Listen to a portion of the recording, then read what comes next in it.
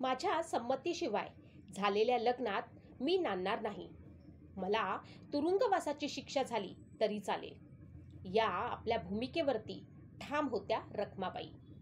19व्या शतकातील भारतात जेव्हा महिलांचा आवाज दाबला जात होता आणि कठोर रीतिरिवाजांमुळे त्यांच्या निवडीवरती बंधने येत होती, तेव्हा एका तरुणीने व्यवस्थेला आव्हान देण्याचं धाडस केलं.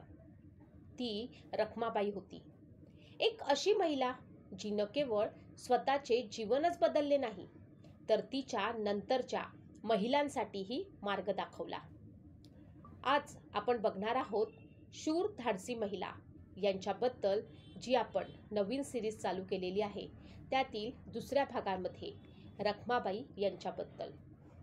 रखमाबाई ह्यांनी केवळ लिंगभेदांना आव्हान देऊन एक अग्रणी डॉक्टर बनल्या नाहीत, तर त्यांनी बालविवाहाविरुद्ध लढा देऊन आणि घटस्फोट घेणारी पहिली भारतीय महिला बनून पितृसत्ताक व्यवस्थेला आव्हान दिलं.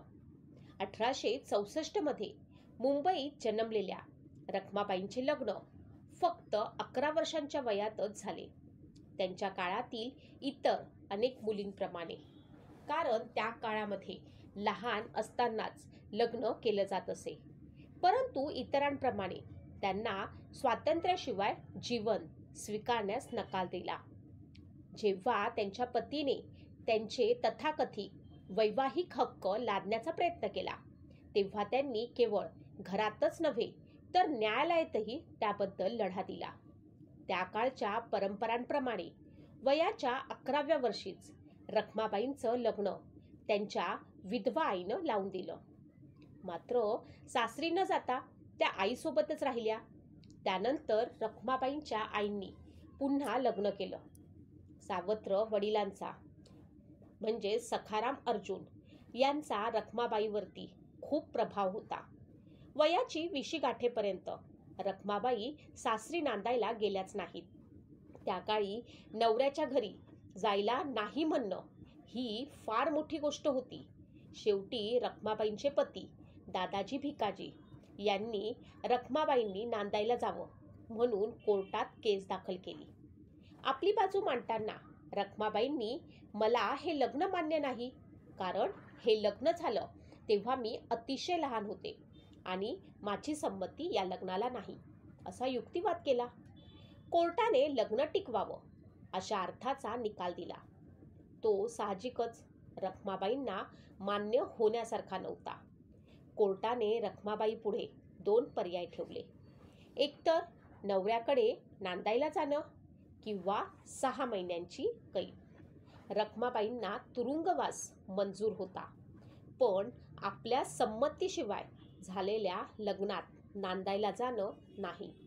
एका बाजूला खटला चालू होता, तर दुसऱ्या बाजूला समाजातून रखमाबाईंवरती मोठ्या प्रमाणावरती टीका होत होती. कारण त्या काळी असा निर्णय घेणं ही म्हणजे खूप मोठी गोष्ट होती. ही टीका करणाऱ्यांमध्ये अग्रणी होते स्वातंत्र्यसैनिक बाळ गंगाधर टिळक. टिळकांचा रखमाबाईंना आणि त्या अनुषंगाने येणाऱ्या संमती वयाच्या कायद्याला प्रखर विरोध होता. टिळकांनी आपल्या वर्तमानपत्रांमधून रखमाबाईवरती कडाडून टीका केली.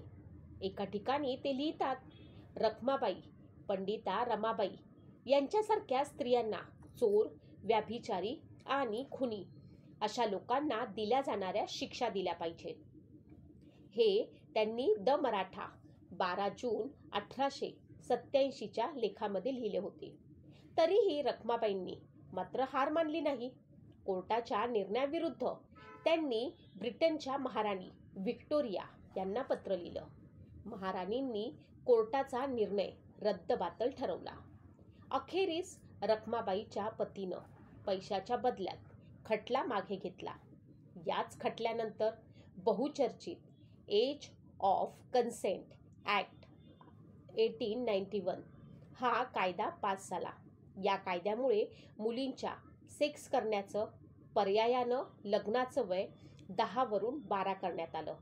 या कायद्याचं उल्लंघन झालं तर याला बलात्कारासारखीच शिक्षेची तरतूद होती. कायदेशीर घटस्फोट घेणारी पहिली महिला इतकीच रखमाबाईंची ओळख नाही बरं का. त्या भारतातल्या पहिल्या महिला प्रॅक्टिसिंग डॉक्टर आणि पहिल्या महिला MD होत्या. रखमाबाईंचे सावत्र वडील सखाराम अर्जुन पेशानं सर्जन होते. म्हणूनच कदाचित रखमाबाईंनाही वैद्यकीय शिक्षणाविषयी आस्था वाटली असावी. या गाजलेल्या खटल्यानंतर रखमाबाईंनी वैद्यकीय शिक्षण घ्यायचं असं ठरवलं. त्यासाठी त्यांना लढा द्यावा लागला. लंडन स्कूल ऑफ मेडिसिनमध्ये त्या काळी महिलांना MD करण्याची परवानगी नव्हती. रखमाबाईंनी या विरोधात आवाज उठवला. शेवटी त्यांनी ब्रसेल्समधून आपलं शिक्षण पूर्ण केलं. रखमाबाईंनी दुसरं लग्न केलं नाही.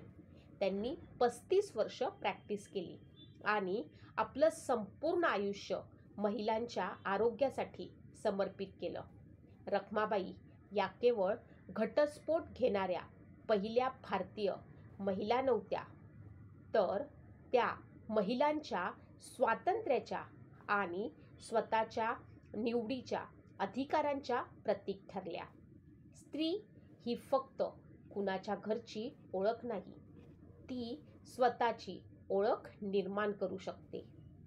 रखमाबाईसारख्या महिलांनी दाखवून दिलं की समाजाच्या विरोधात उभं राहूनही सत्य आणि शिक्षणाच्या मार्गाने लढा देता येतो.